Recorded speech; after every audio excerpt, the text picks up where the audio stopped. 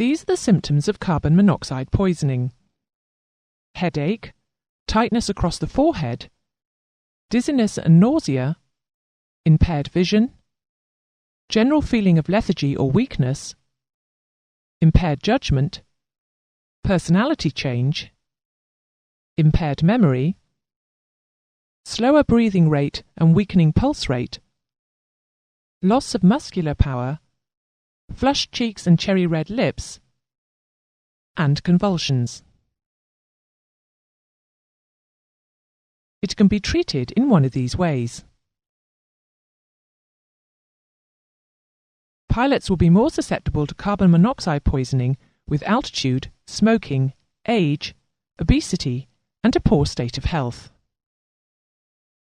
Smoking cigarettes, for example, produces carbon monoxide, which results in a reduction of oxygen content in the blood. A cigarette smoker, when at sea level, takes in the same amount of oxygen during normal breathing as if he were at 5,000 feet. A smoker is therefore halfway to becoming hypoxic even at sea level. That is, insufficient oxygen has been absorbed by the body to function normally. We have seen that above 10,000 feet, the partial pressure of oxygen in the lungs is too low to ensure the adequate transfer of oxygen into the red blood cells. Consequently, flight above this level is only possible if the pilot breathes additional oxygen, or if the aircraft hull is designed to create an artificial pressure environment.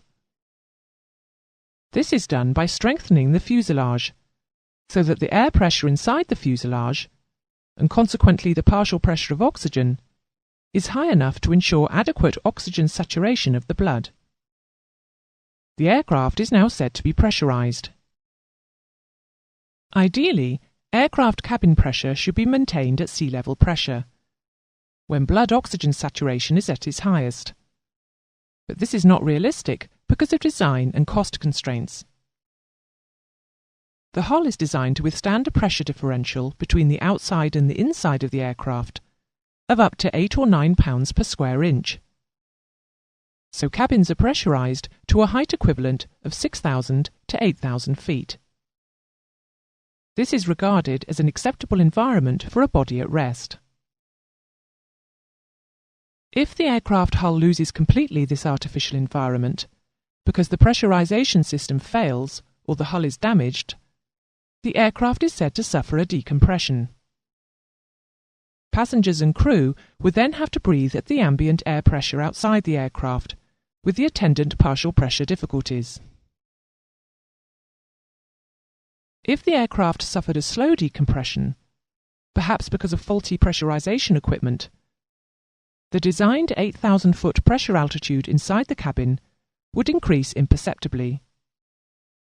Passengers would suffer from the symptoms of hypoxia, then coldness, and ultimately unconsciousness. There are well-recorded incidents of small and even large jets where this has happened with fatal results, such as the Helios Airlines 737, which crashed in 2005, killing all 121 on board. If the cabin pressure decreases to an equivalent altitude of 14,000 feet, perhaps because of decompression, then oxygen masks will normally be deployed. Both cabin and flight crew should don their own masks immediately before helping others. The aircraft should then reduce altitude to 10,000 feet, where the partial pressure of oxygen is high enough for an adequate blood oxygen saturation. Sudden decompression, especially at heights greater than 25,000 feet, is altogether a far more violent matter, perhaps caused by a window or door blowing out. In addition to the effects of cold and hypoxia, decompression sickness will be experienced. The air contains 78% nitrogen, some of which is dissolved in the blood. It has little function in the body. However, during a sudden decompression at altitudes greater than 25,000 feet, this gas comes out of solution and turns into bubbles, like when opening a fizzy drinks bottle.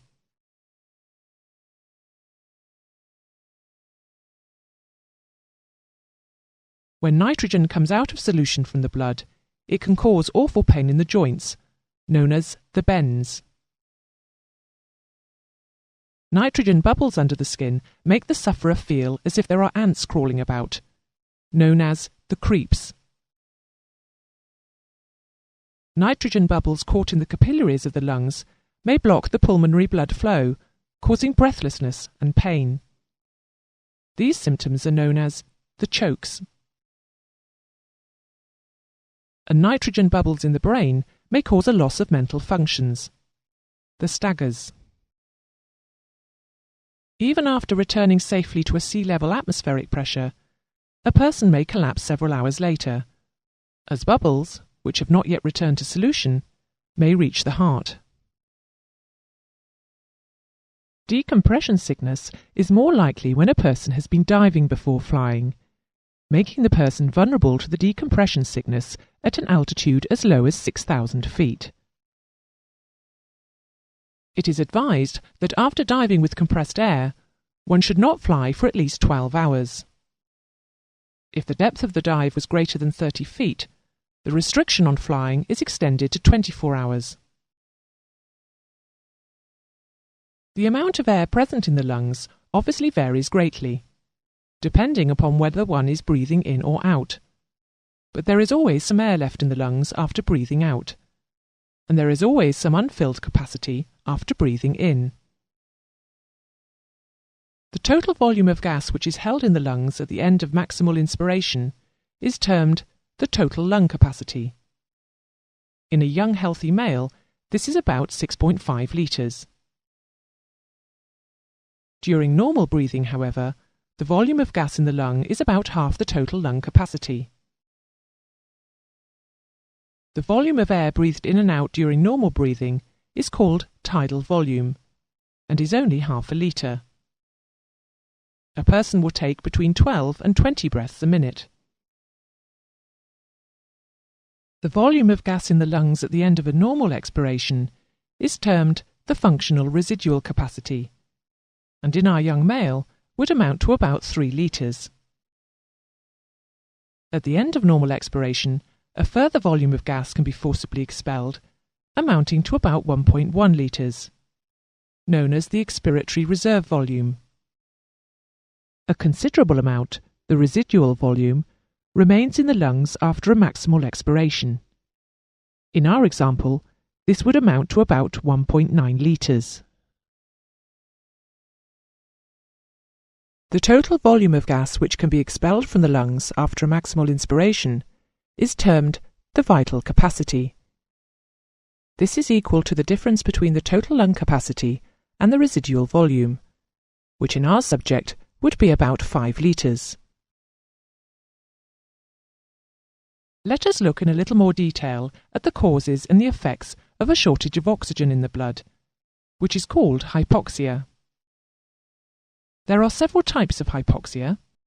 Anemic hypoxia is caused by a reduction of the hemoglobin in the blood and the consequent inability to combine with oxygen. Anemic hypoxia is commonly caused by carbon monoxide poisoning or vitamin B12 deficiency. Other examples are stagnant hypoxia, which is caused by poor circulation, such as in frostbite, and histotoxic hypoxia, which is the result of an interference with the ability of the tissues to utilize a normal oxygen supply for oxidative processes. This could be caused by a lack of vitamin B1, known as beriberi, or poisoning, such as with alcohol or cyanide.